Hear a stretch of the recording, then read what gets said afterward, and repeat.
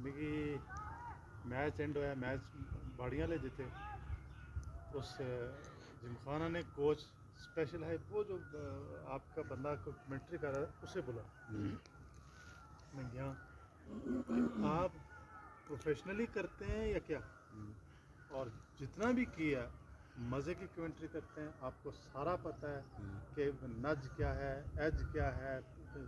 Ground की positions क्या है उधर तो मूव आप करना कर पड़ेगा। सकते हैं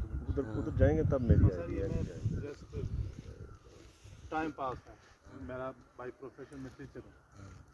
हाँ बहरहाल मज़ा आ गया आगे भी गए और फिर कर्नल ब्रिगेडियर था मैं ये भी ऑनर काफ़ी था कि इतने सारे लोग एक ऐसे लंगजे आदमी मिल रहे हैं जिसकी सर्वाइव तक नहीं सर तो इस एनवायरनमेंट में रहे हैं हाँ ना। मैं रहा हूँ मैं 5 साल बाड़ियाँ रहा हूँ हाँ और 5 साल बाड़ियाँ में होने वाले मुकाबले फुटबॉल हो या क्रिकेट हो मैं ऑफिशियल कमेंटेटर और ऑफिशियल अंपायर डिक्लेयर था मेरे पास ठीक है बेटा, इधर आए, आपको उस फोकस करो। वक़्त के